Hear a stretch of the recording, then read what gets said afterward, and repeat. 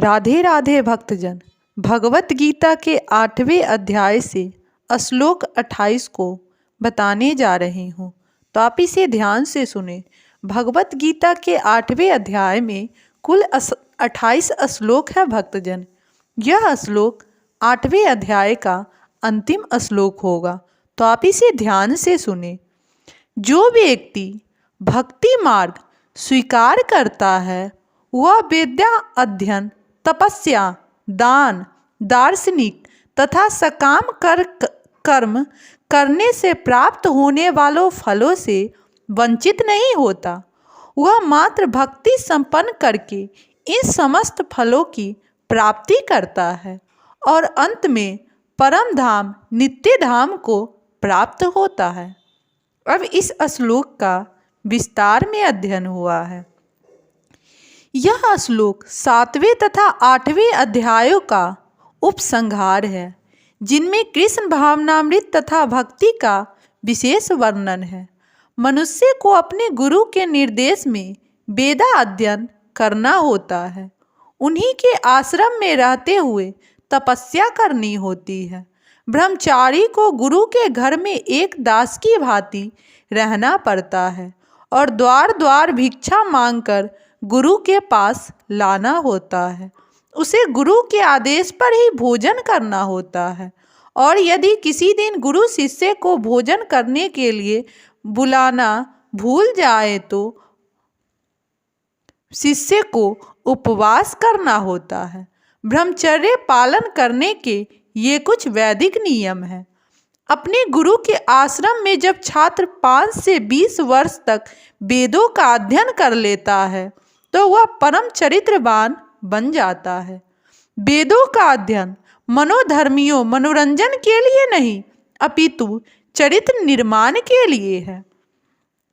इस प्रशिक्षण के बाद ब्रह्मचारी को गृहस्थ जीवन में प्रवेश करके विवाह करने की अनुमति दी जाती है।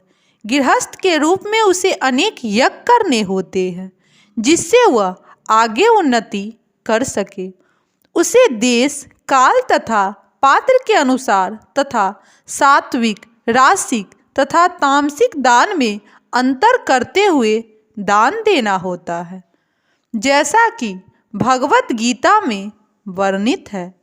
गृहस्थ जीवन के बाद वानप्रस्थ आश्रम ग्रहण करना पड़ता है, जिससे उसे जंगल में रहते हुए वृक्ष की छाल पहनकर तथा क्षौर कर्म आदि किए बिना कठिन तपस्या करनी होती है। इस प्रकार मनुष्य ब्रह्मचर्य, गृहस्थ, वानप्रस्थ तथा अंत में संन्यास आश्रम का पालन करते हुए जीवन की सिद्धांत अवस्था को प्राप्त होता है। तब इनमें से कुछ स्वर्ग लोक को जाते हैं और यदि वे और अधिक उन्नति करते हैं तो अधिक उच्च लोकों को, या तो निर्वेश ब्रह्म ज्योति को, या वैकुंठ लोक को, या कृष्ण लोक को जाते हैं। वैदिक ग्रंथों में इसी मार्ग की रूपरेखा प्राप्त होती है, किंतु कृष्ण भावनामृत की विशेषता यह है कि मनुष्य एक ही झटके में भक्ति करने के कारण मनुष्य जीवन के विभिन्न आश्रमों के अनुष्ठानों को पार कर जाता है। दर्द विदित्वा शब्द सूचित करते हैं कि मनुष्य को भगवत गीता के इस अध्ययन में तथा 7वें अध्याय में दिए हुए कृष्ण के उपदेशों को समझना चाहिए।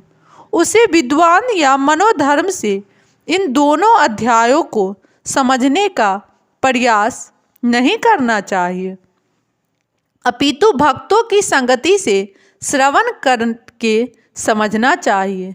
7वें से लेकर 12वें तक के अध्याय भगवत गीता के सार रूप में है। प्रथम 6 अध्याय तथा अंतिम 6 अध्याय इन मध्यवर्ती 6 अध्यायों के लिए आवरण मात्र है, जिनकी सुरक्षा भगवान करते हैं। यदि कोई गीता के इन 6 अध्यायों को भक्त की संगति में भली भांति समझ लेता है तो उसका जीवन समस्त तपस्या तथा यज्ञों दानों पुस्तकों को पार करके महिमा मंडित हो उठेगा, क्योंकि केवल कृष्ण भावनामृत के द्वारा उसे इस कर्मों का फल प्राप्त हो जाता है। जिसे भगवत गीता में तनिक भी श्रद्धा नहीं है, उसे किसी भक्त से भगवत गीता समझनी चाहिए, क्योंकि चौथे अध्याय के प्रारंभ में ही कहा गया है कि केवल भगवत गण ही गीता को समझते हैं, अन्य कोई भी भगवत गीता के अभिप्राय को नहीं समझ सकता। अतः मनुष्य को चाहिए कि वह किसी भक्त से भगवत गीता पढ़े, मनोधर्मियों से नहीं। यह श्रद्धा का सूचक है। जब भक्त की खोज की जाती है और अंततः भक्त की संगति प्राप्त हो जाती है, उसी क्षण से भगवत गीता का वास्तविक अध्ययन तथा उसका ज्ञान प्रारंभ हो जाता है। भक्त की संगति से भक्ति आती है और भक्ति के कारण कृष्ण या ईश्वर तथा कृष्ण के कार्यकलाप, उनके रूप, नाम, लीलाओं आदि से संबंधित सारे भ्रम दूर हो जाते हैं। इस प्रकार भ्रमों के दूर हो जाने पर वह अपने अध्ययन में स्थिर हो जाता है। तब उसे भगवत गीता के अध्ययन में रस आने लगता है और कृष्ण भावनाभावित होने की अनुभूति होने लगती है। आगे बढ़ने पर वह कृष्ण के प्रेम में पूर्णतः अनुरक्त हो जाता है। यह जीवन की सर्वोच्च सिद्ध अवस्था है, जिससे भक्त कृष्ण के धाम गोलोक वृंदावन को प्राप्त होता है, जहाँ वह नित्य सुखी रहता है। इसी प्रकार श्रीमद् भगवत गीता के 8वें अध्याय का भक्ति प्राप्ति भक्ति वेदांत तात्पर्य पूर्ण हुआ। राधे राधे भक्तजन।